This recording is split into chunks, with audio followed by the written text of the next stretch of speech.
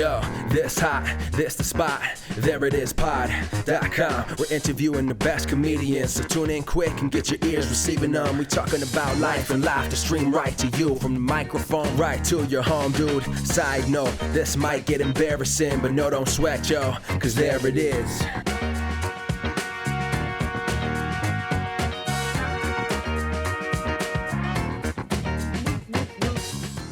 Welcome to the There It Is podcast, a comedy podcast to help you find your inspiration.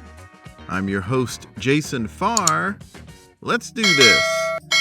Very unique episode today, as we are going to be talking about the WGA strike that is going on right now across America. And not everyone understands what exactly is going on. You know what a strike is, of course, but why is this strike happening? That's part of what I'm going to talk about. That's actually what I'm going to start with. Why did this strike happen? Well, it was looming for quite some time. The Writers Guild of America had some hopes, some desires, some changes that they wanted to see made because there's a pay discrepancy issue. There is a job security issue, and there are also some things going forward because of new technology, AI specifically. They wanted some job security that involved the industry not using AI. And they had a lot of stipulations, not an unreasonable amount. And what they're asking for is not really strange. They want a little more money.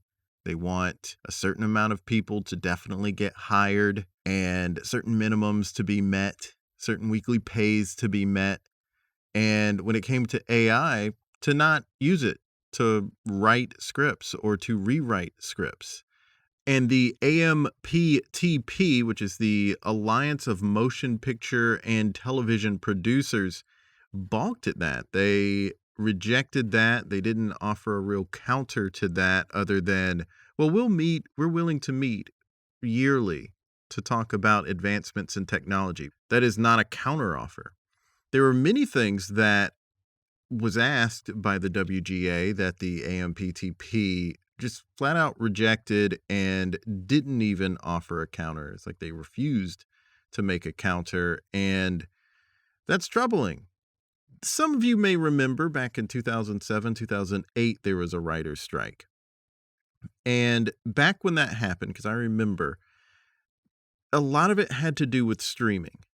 And streaming was pretty new at that time, so deals weren't in place to address fees from streaming services and residuals and things like that. And one of the things that the industry trying to negotiate with the WGA said was, well, we just don't know the business model. We don't know what it's going to be, so we can't really offer any money. There's not really any money.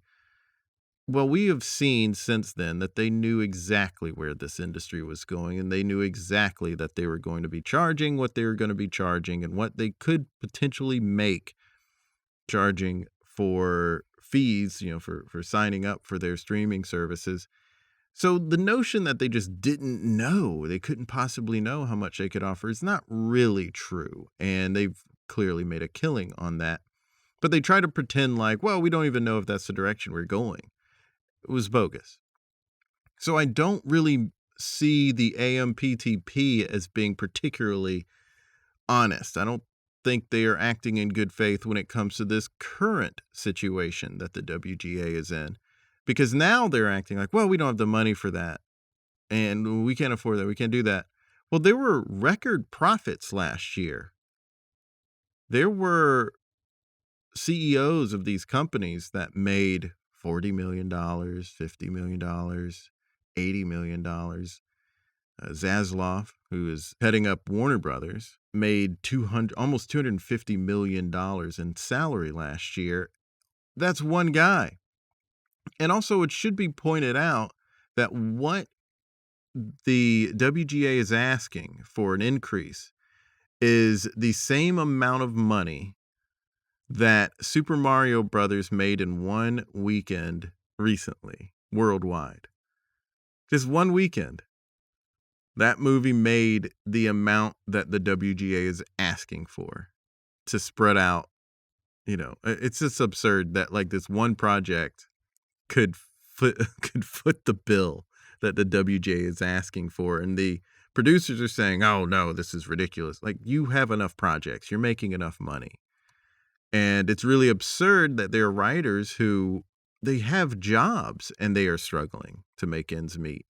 There have been a lot of articles that have come out that are about, well, what's going to happen to your favorite shows, as if that's the most important thing or the thing here. And we've already seen what's happened because late night shows are not doing any new episodes right now. Like, they pretty immediately stopped doing new episodes, and it's because their writers work on a weekly basis. And in cases of stuff like The Daily Show or The Tonight Show, they work on a daily basis, putting together new content for the day. Whereas Saturday Night Live, they work for the week to put up new content at the end of the week. And so for those shows, they work on it and they immediately put it out.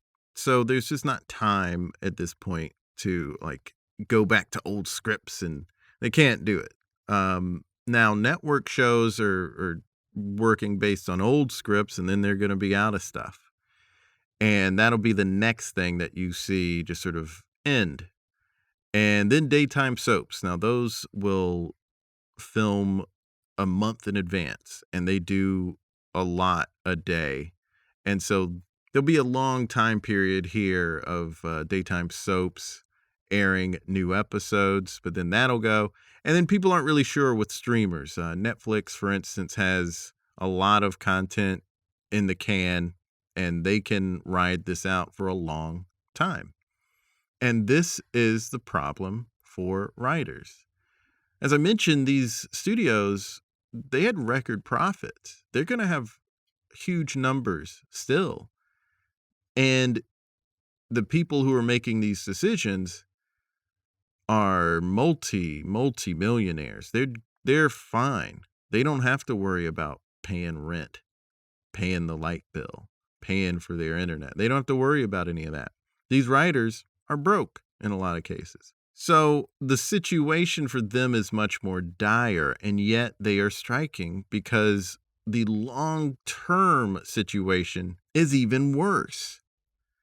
It's very important that they get the things that they need. We're talking job security. We're talking a living wage. And they don't have that right now. And who knows how this is going to play out, but they'll get something. And then years from now, they'll need to get more and strike again, probably, because that's just how the industry works. And it's just not fair. And a reason that I strongly think that it's not fair to writers, it's also not fair to crews, right? Because they're not working right now. But writers, if they say, well, we're on strike or we're not coming into work, things shut down. But if David Zaslav were to say, I'm not coming in for the rest of the week, the other people working there will keep things going. It's not going to shut the industry down. If these CEOs stop working or something like that, like, other people would just step up and make decisions and keep things going. So that's how important writers are. Without them, you're not going to have a product. And without the crews, you're not going to have anyone there to film the product. So it's just ridiculous that they are not getting, that these writers aren't getting what they deserve, and that they're being met with such ridiculous opposition. And a bad sign of what's coming is that studios are suspending some first look and overall deals due to this writer's strike. So things that they were going to be working on or try to negotiate with people on, they're not doing now. They've suspended things, and people were working a long time who are now like, well, now I don't even have that. Because of how the studios are responding. They're playing hardball right now, and it's super unethical and immoral. And I wonder if it's going to make things bottom out. For some reason, the entertainment industry thinks, and a lot of industries work this way, they think about short-term goals, but they don't think about long-term problems that their present tactics are going to create. Look at what happened to the car industry in America in the 70s. Like trying to cut corners, spend as little as you can, just pump stuff out and not care about quality or anything like that. It killed the industry. And if they in the entertainment industry are just thinking, well, let's just get some AI to make some stuff and we don't need writers, well, you're going to have like a bad product. And what's going to end up happening is that's going to end up bottoming out the industry. I think. I don't want to be doom and gloom. I don't think it's going to end up coming to that. But if they force this AI thing, I don't think that's going to be good for anybody. People aren't going to be working. And I do think the government needs to step in, because once you start losing large swaths of jobs just because computers are doing everything, what's going to happen next? How many people are going to be in the workforce and paying taxes? That'll be a problem for the government. That'll be a problem for politicians. I think they should probably step in at some point and say, this AI thing can't get out of control. Is that such a ridiculous request? I don't know. They are trying to create policies to deal with wokeism, which isn't a real thing to worry about. So I feel like, yeah, maybe AI taking jobs is a bigger deal and a real problem. So yeah, I think they need to address that. But there's also something that we need to think about, because with everything, people are still part of this, whether they are a part of the problem or a part of the solution. It's kind of up to us. Like, should we even be watching any of these things? Should we be watching HBO stuff and Amazon and Warner Brothers and Disney stuff? Should we be watching that right now while they strike? Because we're still just feeding the machine if we continue to watch this stuff. And the more we feed the machine while there's a strike going on, the more we, with our voice, don't stand up for what's right here. And they can just keep going business as usual. So maybe the right thing is for us to not look at anything, not watch anything, and let that send a message. I don't know. Kind of thinking out loud here, but we do have something we can do. And there are actually a couple of big things that you can do. One thing is you can flat out support them with donations. You can support the WGA with donations. Now, I have a link in the bio for the Entertainment Community Fund, formerly known as the Actors Fund. And you can donate to that, and so that people in need who are in the entertainment industry can receive the support that they need. So that's one really great way to really tangibly help. Another thing you can do is picket. You can walk the line with people. You don't have to be a writer. You don't have to be an actor to do this. You can be someone who just wants them to be treated well. And if you are in the Los Angeles, Burbank area or in New York City, there are plenty of places that you can picket. And I have a link in the bio that has picket schedules and locations outlined very clearly.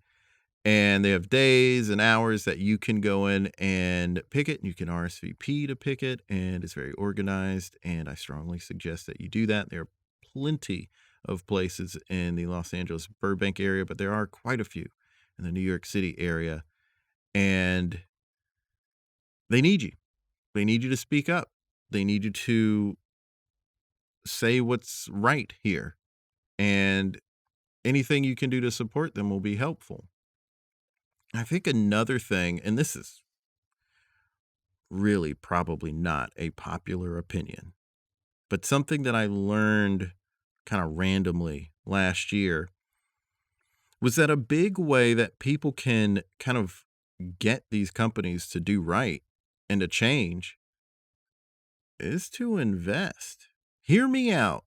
The point that I heard that was being made was that when there are a bunch of investors who are saying, hey, we want these sort of circumstances for people, we want you to be net zero, we demand this, that can actually make a really big difference in a way that I don't think people really thought of before. And I just think if you're in a position to where you can, a lot of you are struggling artists. I get it. You don't have the money to like buy a bunch of socks.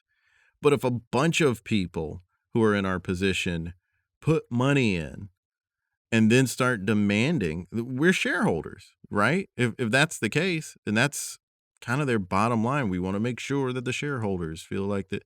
Well, if a bunch of us are the shareholders, then they're going to have to think about what we feel too.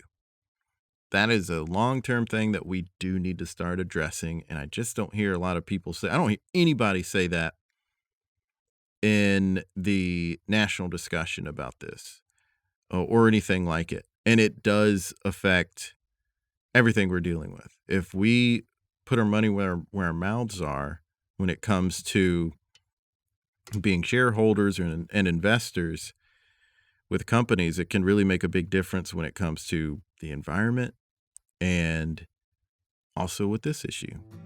Something to throw out there, something to think about. As mentioned, I have a link for Entertainment Community Fund. That's entertainmentcommunity.org, where you can support. And there's also going to be a WGA on strike, picket schedules, and locations link in the bio. Be sure to follow us on Twitter, Facebook, and Instagram at There It Is Pod, and follow me on Twitter at JasonFarJokes and Instagram at JasonFarPics. Go to thereitispod.com for newsletter and support info. Links in bio. Until next time, WGA Strong. The music for the theme song was created by Neil Brooks. The rap was written and performed by Nick Acevedo. The logo for There It Is was created by Jeff Prater. The There It Is podcast is produced by Jason Farr.